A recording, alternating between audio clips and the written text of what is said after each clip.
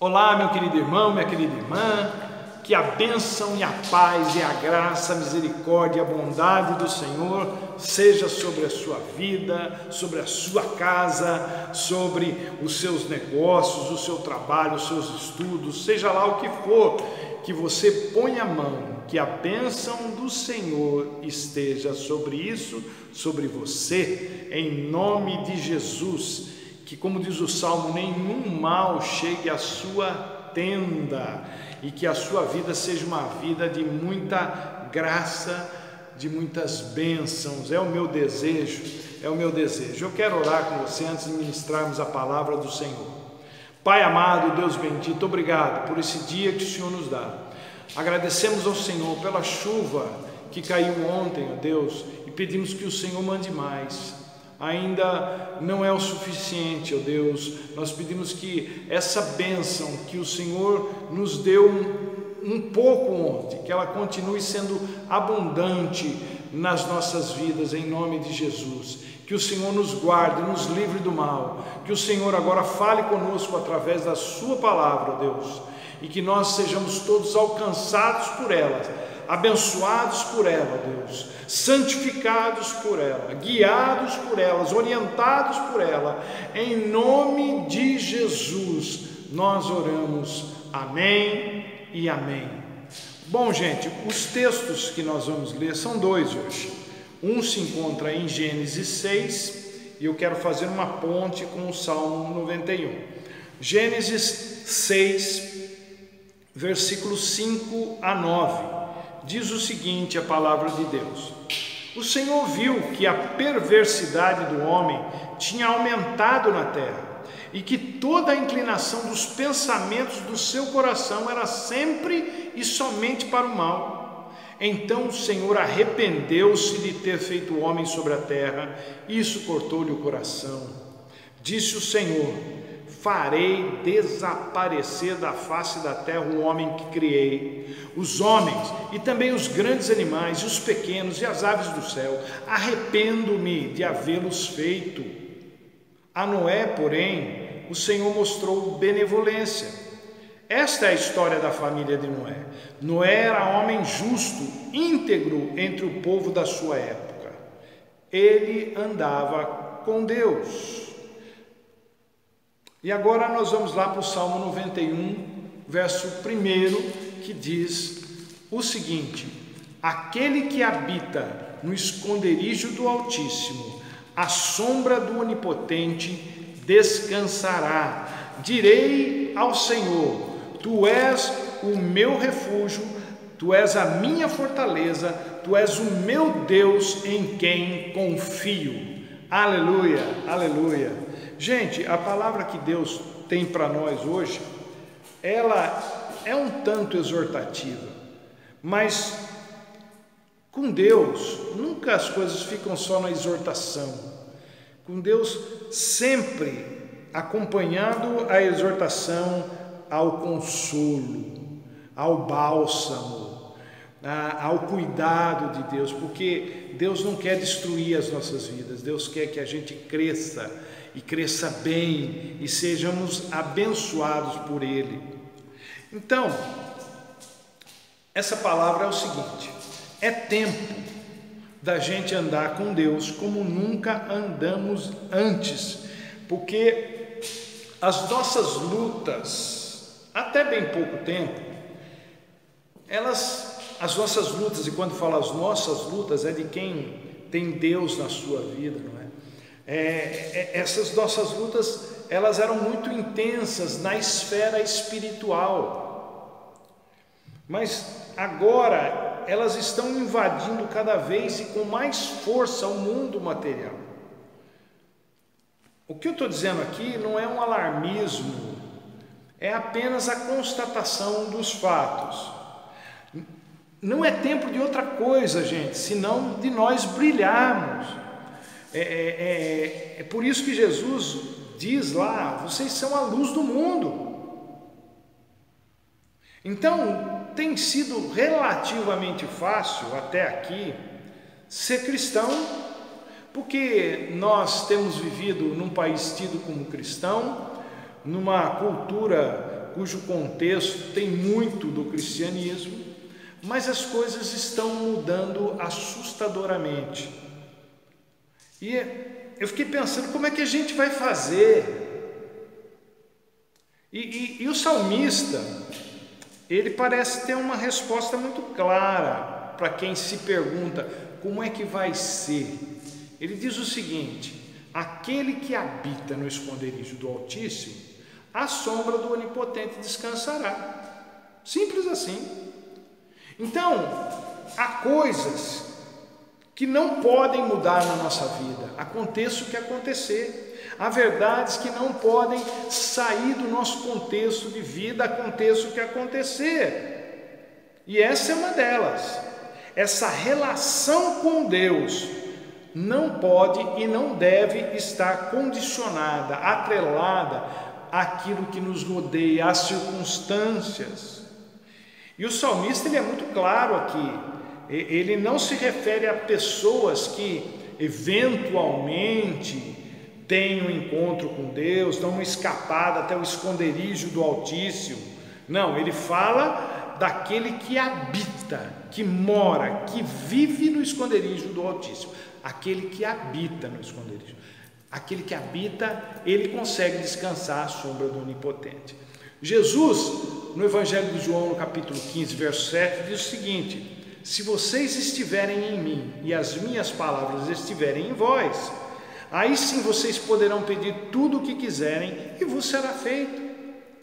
Então, habitar no esconderijo do Altíssimo não é correr para lá quando a gente se encontra em perigo, quando a gente se encontra numa situação difícil. É muito mais do que isso. É viver ali, não a maior parte do tempo, o tempo todo. O esconderijo do Altíssimo é um ambiente do qual nunca se deve sair, porque aquele ambiente é extremamente sadio, extremamente abençoado, extremamente seguro. E o salmista, ele vai aprofundando na coisa. Não se trata só de buscar um lugar seguro na hora da dificuldade, mas de se ter um bom relacionamento com quem está lá. Imagine você, não sei quantos anos você tem, se você tem sua própria casa, imagine você ter que voltar para a casa dos pais, por exemplo, por uma condição financeira difícil, ou os pais terem que ir morar com você porque a condição deles ficou muito difícil. Essa relação é complicadíssima, já normalmente falando, mas se houver desavença entre um e outro,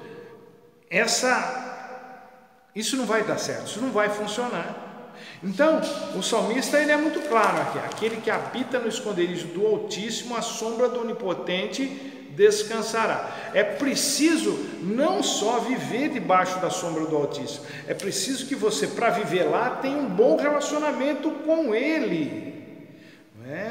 É saber que a gente sempre pode contar com Deus antes, durante e depois de um dia difícil, de uma situação contraditória, angustiante, frustrante, de uma fase difícil. E os israelitas, eles tinham essa ideia muito clara para eles, muito presente. Para eles, esse negócio de sombra do Altíssimo fazia todo sentido, porque eles experimentaram essa manifestação de Deus, essa sombra no deserto por 40 anos. De dia uma nuvem e à noite uma coluna de fogo. Sombra e calor se alternando de acordo com as horas, de acordo com a temperatura. Então eles literalmente descansaram à sombra do Altíssimo. E sombra é o que? É uma cobertura. E cobertura, como a gente sabe, serve para nos proteger de uma porção de coisas. Cobertura nos protege da chuva, nos protege do sol escaldante, é uma proteção que torna o ambiente, inclusive, um pouco mais escuro. Interessante isso. Por que comparar a proteção de Deus com uma sombra? Se Deus é luz, Isso significa, gente, que para nos dar essa sombra, Deus se projeta sobre nós, Ele chega tão perto da gente que a sombra da sua presença nos cobre. Então, se você habita no esconderijo do Altíssimo, essa sombra que paira sobre a sua vida não são trevas, é a cobertura de Deus, é a proteção de Deus sobre a sua vida, é a sombra dele sobre você. E o Salmo 91 todo é construído a partir dessa ideia. Todo o restante do Salmo é construído em cima disso.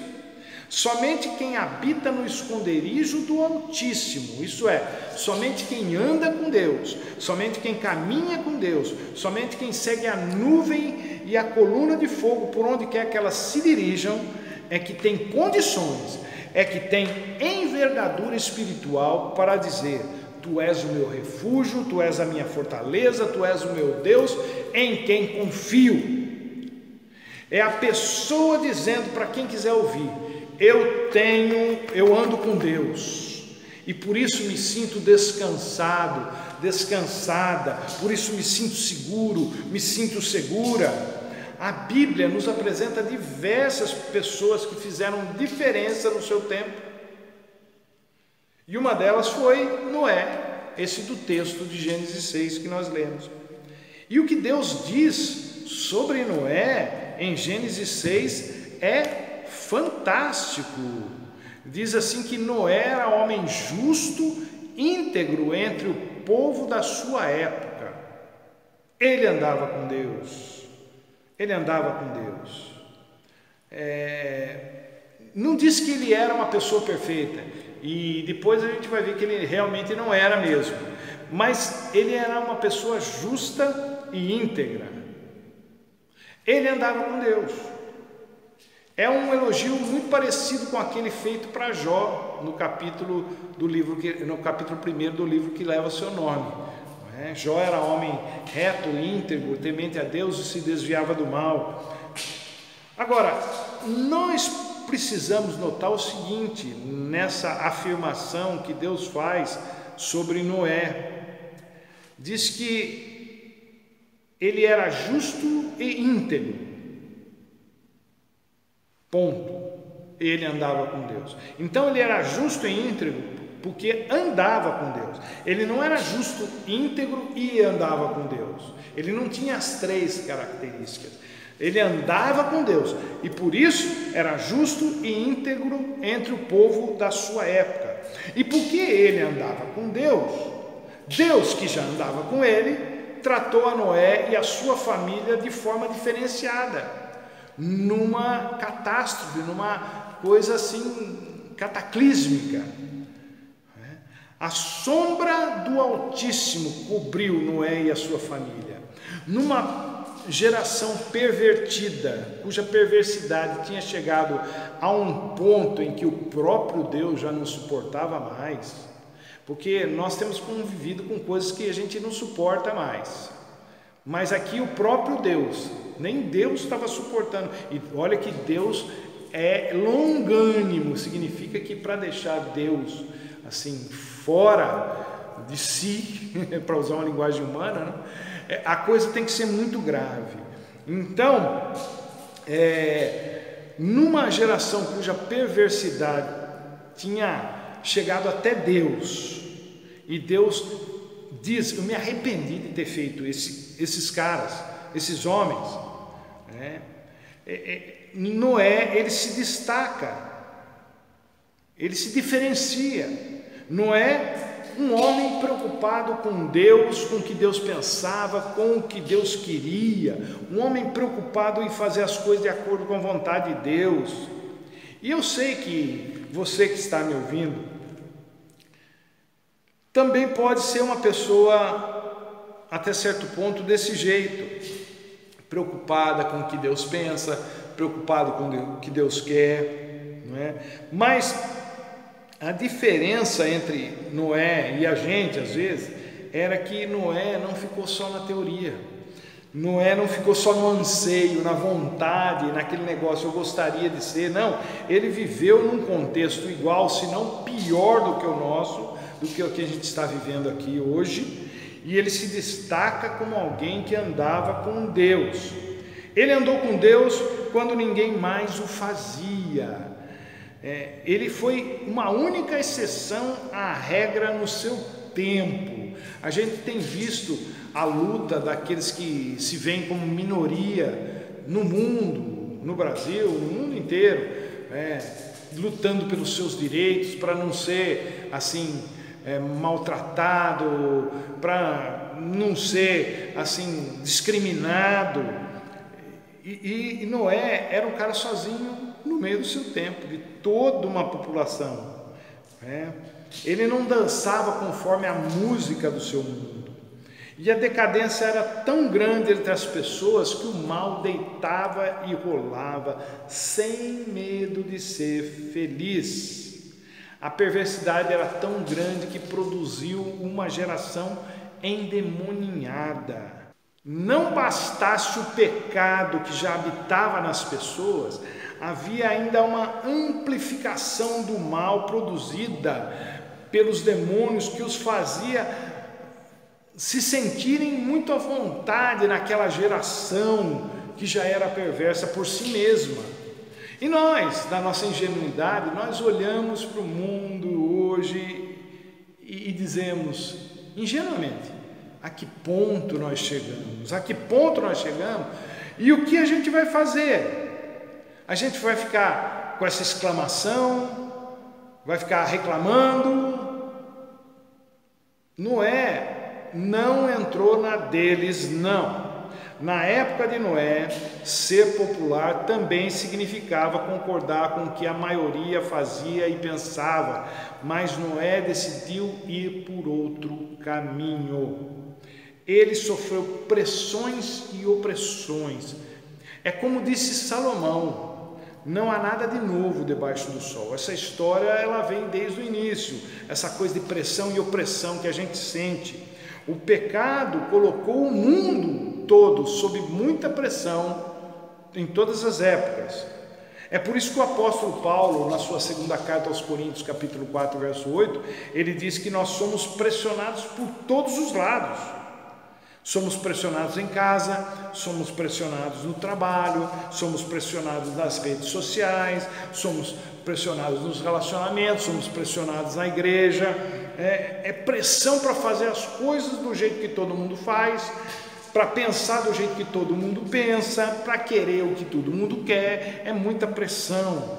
E essas coisas, quando elas não são compensadas, elas tendem a nos espremer, a nos esmagar, e o resultado é esse que nós temos visto nos noticiários: violência e mais violência, descaso e mais descaso com a vida, coisas horríveis. Então, o que leva uma pessoa a chegar a esse ponto? O que leva uma pessoa ao suicídio, que tem se tornado mais comum do que a gente gostaria hoje em dia? O que leva uma pessoa a surtar, a ter reações completamente opostas àquelas que são consideradas o seu normal? Por que tanta gente implode? Por que tanta gente entra em colapso? E a resposta é mais simples do que se pensa.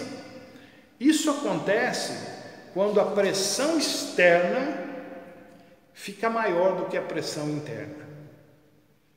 Quando o que vem de fora é mais forte, é mais intenso, é mais pesado do que o que se tem dentro, a pessoa espana. E a pessoa espana porque o que está dentro dela é mais fraco do que o que está fora dela. O único jeito, a única maneira de não ser esmagado pelo que vem de fora é aumentando a relevância, a importância, a força, a influência, o poder do que se tem dentro. Então, são forças se degladiando. Quando o que se tem dentro é mais forte, essa estrutura que se mantém. Mas se a pressão externa for maior, ela esmaga a interna. Pensando nisso é que João nos exorta a crer que maior é aquele que está em nós do que aquele que está no mundo. E é por isso que um submarino, por exemplo, consegue chegar a uma profundidade tão grande no oceano sem ser esmagado pelo peso da água, pela atmosfera, né? O que acontece é que a pressão atmosférica, mais o peso da água e mais alguns outros fatores precisam ser compensados dentro do submarino, porque quanto mais fundo ele desce, mais ele precisa suportar a pressão para não ser esmagado. E na vida não é diferente, gente. As pressões e opressões, essas forças externas, as circunstâncias que nos sobrevêm, as lutas que temos que enfrentar no dia a dia, a hostilidade das pessoas, o desdém das pessoas, para com o que estamos sentindo, ou podemos vir a sentir-se com as atitudes que elas têm contra nós, o diabo nos assediando o tempo todo, tudo isso quer nos esmagar, quer nos destruir. Não fosse o Espírito Santo dentro de nós para compensar tudo isso, a gente já era. E num contexto de tanta pressão e opressão, Noé acha graça diante de Deus. Isso é, Deus gostou dele, mas não gostou assim de graça, gostou porque ele buscava andar com Deus. E Noé andou com Deus tão de perto que Deus falava com ele. Olha que coisa impressionante, está aqui no versículo 13. Deus falou com Noé. O que Deus falou com Noé? Falou: Noé, é o seguinte, a coisa está muito feia, descambou, e eu vou ter que dar um basta nessa história, nessa situação, mas você não se preocupe não, eu tenho planos para você. Você vai construir uma embarcação, uma arca com as especificações que eu vou te dar, e você e a sua família vão se safar dessa. Então Noé andava debaixo da sombra de Deus, ele descansava à sombra do Altíssimo, e por isso ele conseguiu ouvir o que Deus tinha para lhe dizer. Ele estava próximo de Deus, andando com Deus, ficava fácil de ouvir o que Deus estava falando. Mas, gente, como é difícil andar com alguém. Eu e você sabemos disso. É difícil andar com uma pessoa. Nós temos pensamentos, ideias diferentes, não é? Nós não estamos falando aqui de dar uma caminhada junto com alguém 3 vezes por semana. Não. Andar significa conviver, estar juntos, viver juntos, decidir juntos, fazer juntos, né? Tudo junto. Então, quando se trata de conviver com outra pessoa, essa coisa difícil, a gente costuma até dizer que é preciso ter uma cabeça boa, porque se a pessoa não tiver uma cabeça boa, já era. É só a graça, e é só a graça mesmo. Agora, não basta ter apenas uma cabeça boa, é preciso mais do que isso, é preciso ter um espírito forte, fortalecido pela palavra de Deus, fortalecido pela oração, fortalecido pela graça de Deus, para poder suportar pressões e opressões sem que a fé esmoreça, sem que o desespero tome conta, sem que a insatisfação nos faça agir levianamente. Nós estamos vivendo dias semelhantes aos de Noé. Em que sentido? Como sempre foi de todo mundo, né? No sentido que pessoas comiam, bebiam e se casavam. Isso acontece em todas as épocas, sempre aconteceu, né? E foi o que Jesus profetizou em Mateus 24. Agora, com certeza, por que Jesus falou, assim como foi nos dias de Noé, em que as pessoas comiam, bebiam e se davam casamento? Jesus não estava falando da rotina das pessoas, porque com certeza essas rotinas comuns a todas as épocas não eram as causas do dilúvio, não foram as causadoras do dilúvio, mas sim a perversidade e depravação generalizada, o mal institucionalizado, Mas tem um jeito da gente escapar disso. Como a gente não ser induzido ou seduzido por isso? Como a gente pode ficar sem entrar nessa? Independentemente de qualquer posicionamento teológico que você tenha quanto à volta de Jesus, se ele vai vir antes da tribulação, da grande tribulação, no meio ou depois, não importa isso aí. O que nos dá segurança, o que nos dá paz, tranquilidade para enfrentar e vencer qualquer situação adversa é a certeza da presença de Jesus em nossas vidas.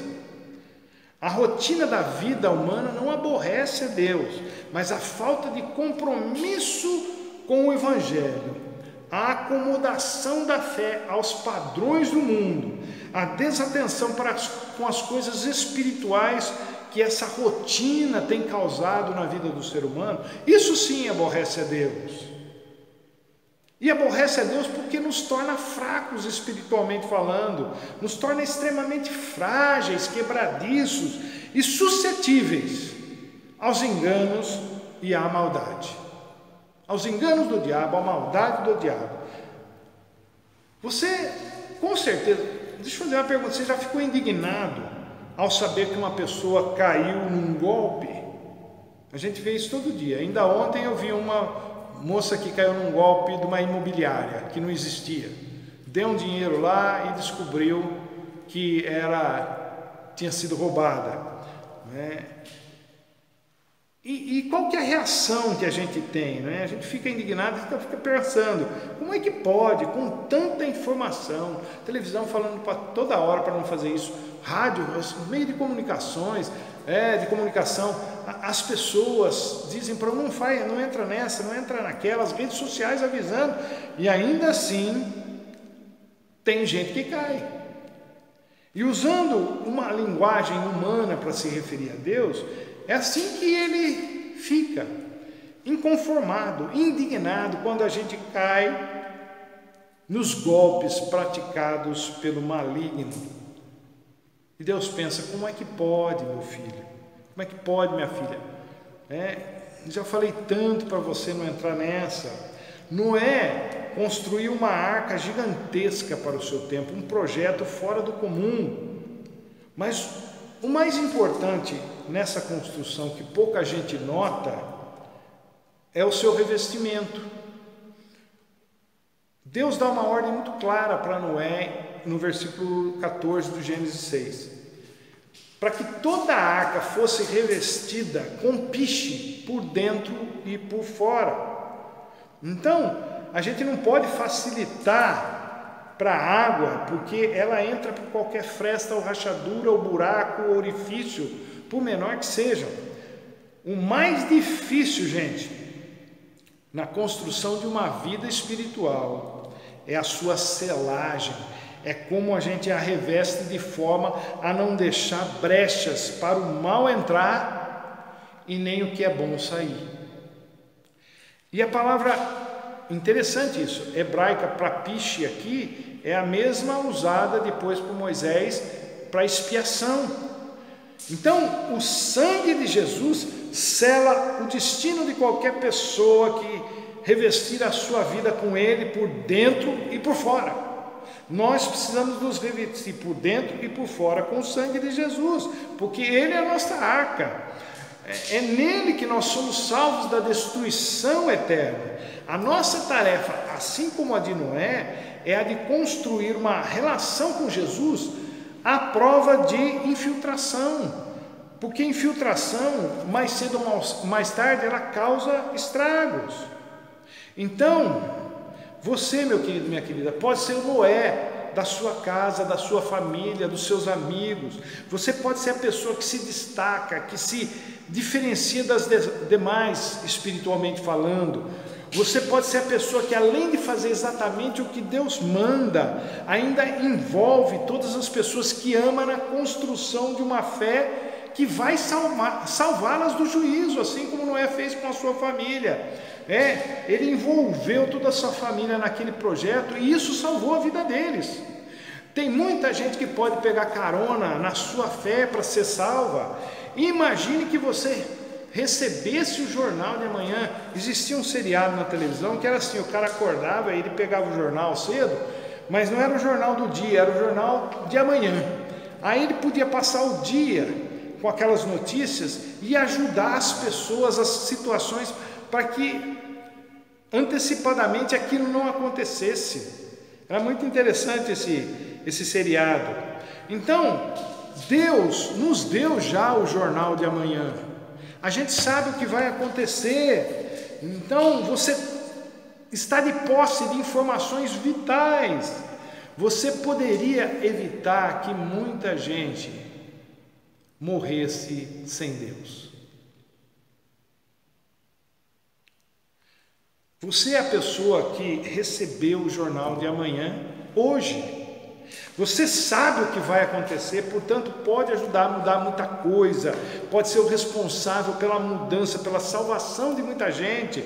Se você andar com Deus, você vai conseguir ouvir o que Ele tem para dizer e vai poder se antecipar a muita coisa, porque Deus revela os seus planos aos seus servos, diz a palavra dele.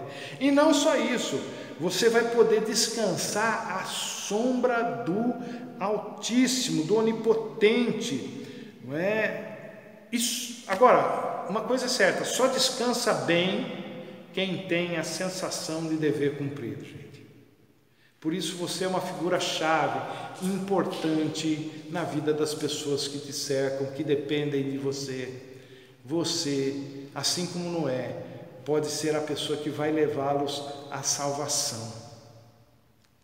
Aquele ou aquela que habita no esconderijo do Altíssimo, à sombra do Onipotente descansará. Se você habitar em Deus, andar com Deus, caminhar com Deus, você vai encontrar descanso, ainda que o mundo todo esteja em polvorosa, esteja desesperado. Em Deus há descanso, há alívio, há bálsamo, há bênção para mim e para você. Que Deus te abençoe, meu querido e minha querida, e até a próxima, se Ele assim nos permitir.